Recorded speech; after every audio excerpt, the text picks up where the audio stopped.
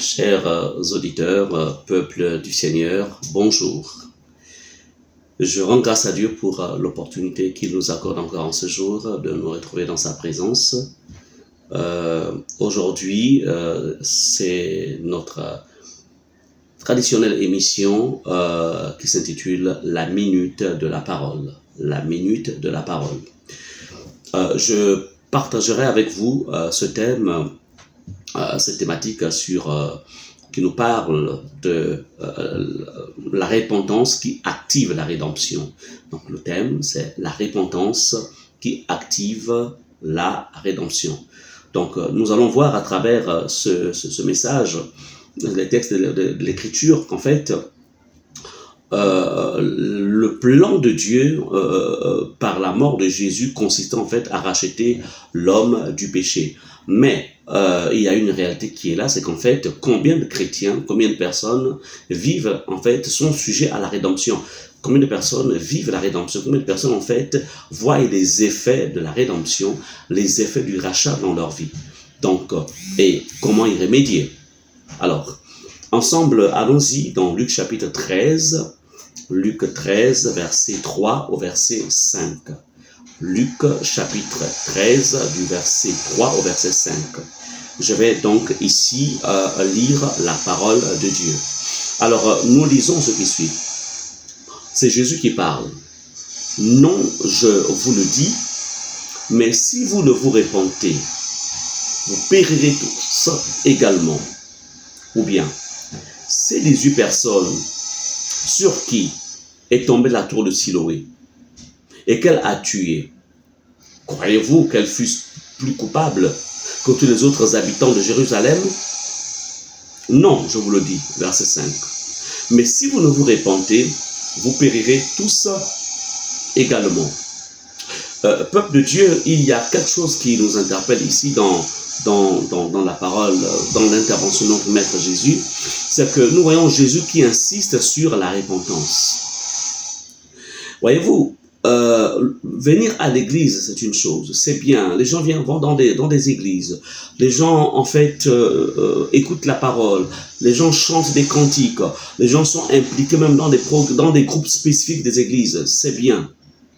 Mais ne perdez jamais de vue une chose. La chose la plus importante, c'est d'être dans le royaume des cieux. C'est d'être au ciel.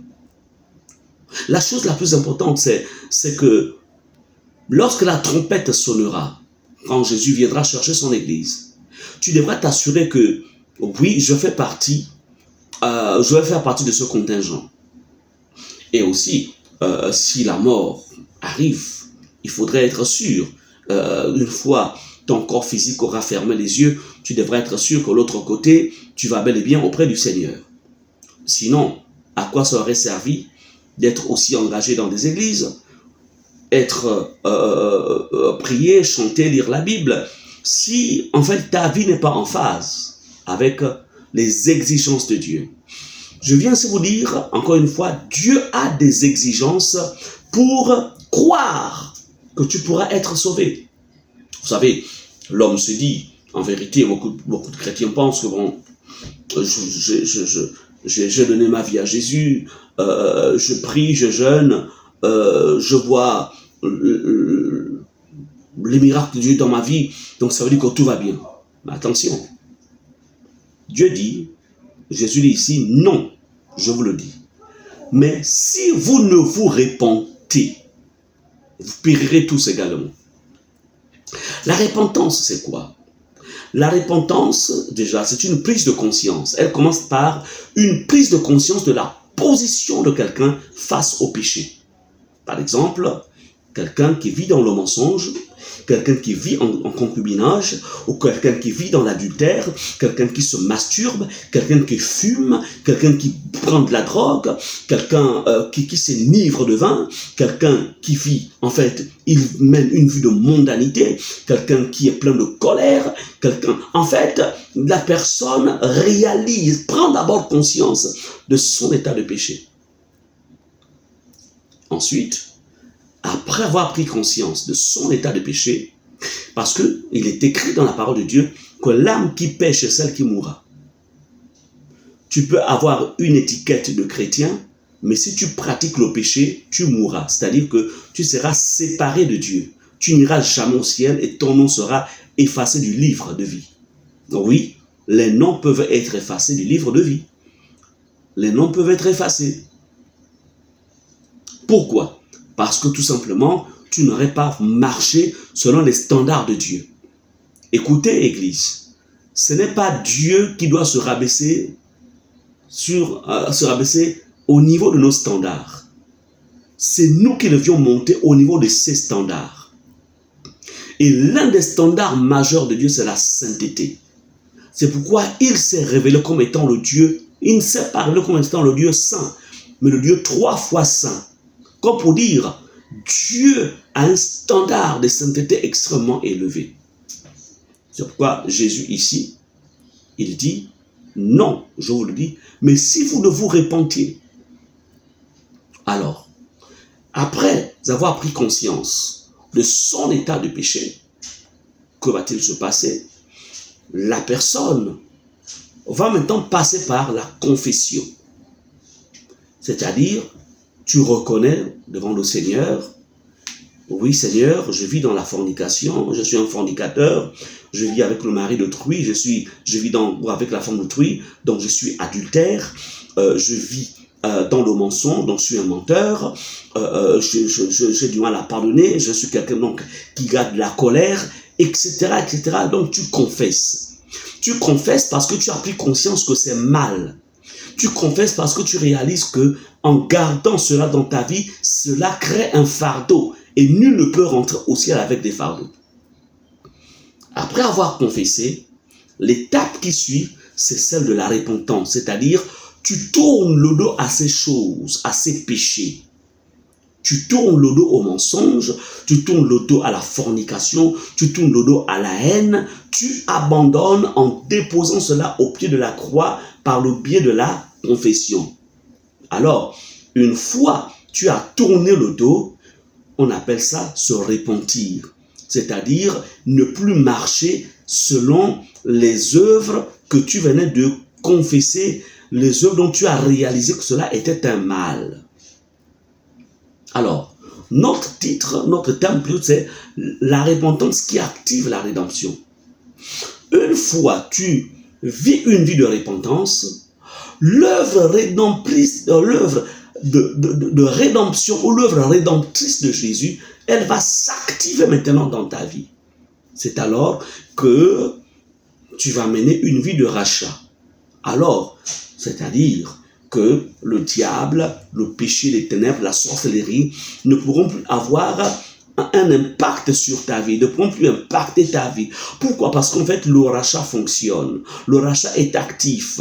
À chaque fois que le diable, à chaque fois que les sorciers, à chaque fois que les démons, à chaque fois que le mal voudra se rapprocher de ta vie, alors Jésus, qui t'a racheté, en fait, savoir retentira dans le monde spirituel, savoir retentira face à tes agresseurs, à tes ennemis pour dire, il m'appartient, vous ne pouvez pas le toucher, la maladie ne peut pas le toucher, la sorcellerie ne peut pas le toucher, la pauvreté ne peut pas le toucher, le mal ne peut pas le toucher, les hommes méchants ne peuvent pas le toucher. En fait, la rédemption va s'activer et travailler en ta faveur, te défendre. La question que je peux te poser aujourd'hui, est-ce que la rédemption travaille en ta faveur? La vie que tu mènes, est-ce que c'est une vie qui présente les atouts de la rédemption ou c'est une vie, en fait, c'est une religion? Tu es dans la dimension de la religion. Tu te contentes juste d'aller à l'église. Tu te contentes de prier avant de dormir, de lire la Bible. Ok, c'est bien. Mais qu'est-ce que ça change dans ta vie? Tu es pareil comme les autres qui vont même pas à l'église. Pourquoi? Parce que tu n'as pas respecté le préalable qui va activer la repentance, la rédemption plutôt. Et ce préalable, quoi? C'est la rédemption. Je suis venu te dire ce matin, il est possible que ta vie chrétienne puisse être une vie heureuse, une vie de paix, une vie de joie, une vie d'allégresse. Comme pour dire une vie en fait agréable. Mais ça passe par des préalables. je suis venu te dire que tu ne peux pas mener une vie chrétienne sur la base de tes propres standards. Non, non, non. Tu dois t'aligner derrière les standards de Dieu. C'est pourquoi Jésus a dit, quand je reviendrai sur la terre, trouverai-je la foi? La foi, la trouverai-je dans ta vie? Ou alors, je vais plutôt retrouver des personnes qui vivent, en fait, selon leurs propres standards. Et vivre selon ses propres standards, c'est savoir justifier le péché. Oui, mais comprenez-moi, je vais encore faire comment? La vie elle est faite ainsi, la vie ne me sourit pas, je suis obligé de faire ce que je fais pour essayer de joindre les deux bouts. Ah bon? Et tu penses que en vivant ainsi, tu pourras voir la gloire de Dieu? Mais non, tu te trompes toi-même. Tu te trompes. Bien-aimé, remarquez qu'au verset 5, Jésus reprend le même terme qu'il a utilisé au verset 3. Il dit, non, je vous le dis. Mais si vous ne vous repentez, vous périrez tous également. Comme pour dire, vous ne pouvez pas bénéficier de ma rédemption. Mon sang qui a coulé à la croix, pour lequel j'ai racheté l'humanité. Mais parce que tu refuses de te repentir, alors la rédemption qui est à la portée de tout le monde ne pourra pas être à ton bénéfice. Frères et sœurs en Christ, ne menons pas une vie chrétienne utopique. Une vie chrétienne, en fait, en vérité, une vie chrétienne superficielle. Une vie chrétienne illusoire, pleine d'illusions, croyant en vérité qu'on est sur le bon chemin, alors qu'on est en train, tu es en train de prendre, en fait, le chemin de l'enfer. Combien de chrétiens aujourd'hui sont en train de prendre le chemin de l'enfer? Parce qu'ils vivent comme des païens. Ils parlent comme des païens. Ils s'habillent comme des païens. Les sœurs s'habillent comme des païens, des païennes.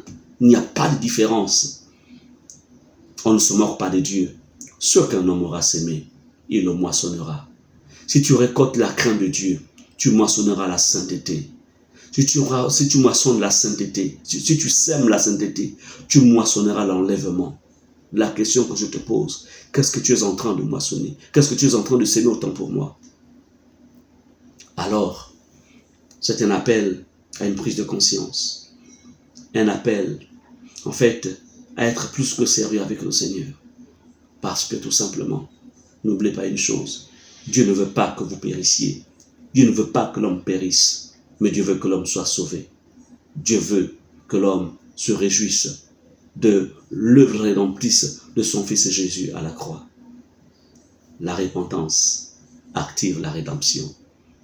Si tu ne mènes pas une vie de repentance, la rédemption ne pourra jamais être ton partage.